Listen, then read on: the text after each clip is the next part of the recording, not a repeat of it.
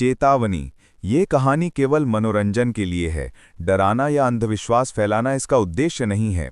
भारत के मध्य भाग में एक गांव बसा था जिसका नाम देवखोड़ा था।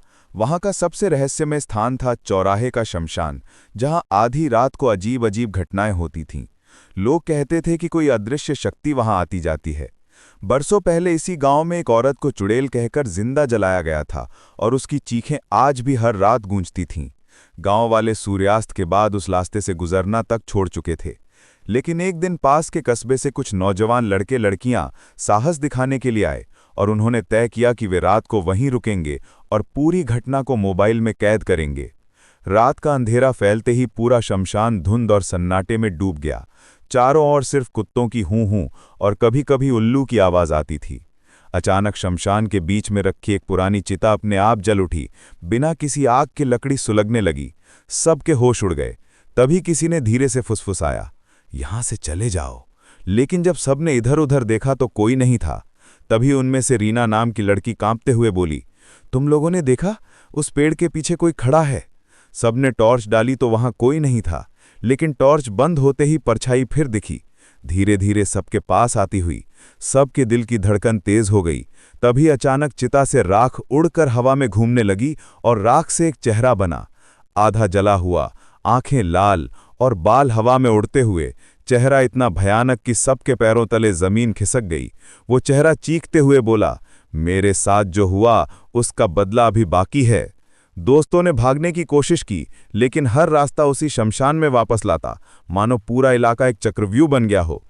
अचानक अजय नाम का लड़का गायब हो गया। उसकी चीख सुनाई दी, लेकिन शरीर कहीं नहीं दिखा। बाकी दोस्त डर से पागल हो गए। तभी शमशान के किनारे एक कुएं से खून उबलकर बाहर आने लगा और उसमें से हाथ निकलकर सबको पकड़ने लगे। रीना का पैर पकड़कर कोई नीचे खींचने लगा। वो चिल्लाई, लेकिन दोस्तों ने जैसे तैसे उसे खींचकर बाहर निकाला। तभी हवा इतनी तेज चलने लगी कि सबके मोबाइल अपने आप टूटकर बिखर गए।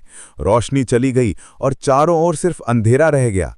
अंधेरे में किसी औरत की जोर जोर से हंसी गूंजी और उसके साथ ही किसी बच्चे के रोने की आवाज भी। सब पागलों की तरह भागे, लेकिन जितना भागते उतना उसी जगह लौट आते। धीरे धीरे सबको एहसास हुआ कि वे चुड़ैल के जाल में फंस गए हैं। चुड़ैल की परछाई अब साफ दिख रही थी। उसका शरीर आधा जल चुका था, लेकिन आंखें जलते कोयले जैसी चमक रही थीं। उसने धीरे धीरे सबको घेर लिया और कहा, तुम सब भी मेरी तरह यहीं सड़ोगे। तभी रीना ने कांपते हुए भगवान का नाम लिया तो अचानक थोड़ी देर के लिए माहौल शांत हुआ, लेकिन उसी समय एक बड़ा धमाका हुआ और सब बेहोश होकर गिर पड़े। सुबह जब गांव वाले वहां पहुंचे तो सिर्फ राख और जले हुए कपड़े मिले। लड़के लड़कियां कहीं नहीं मिले, लेकिन उनके मोबाइल से सिर्फ एक रिकॉर्डिंग मिली जिसमें आखिरी बार सिर्फ यही आवाज गूंज रही थी, ये चौराहा अब तुम्हारा भी है। तब से उस जगह को और भी भयावह माना जाने लगा। कहते हैं आज भी आधी रात को अगर कोई उस रास्ते से गुजरे तो सड़क पर अचानक आग की लपटें उठती हैं और किसी औरत की चीख सुनाई देती है।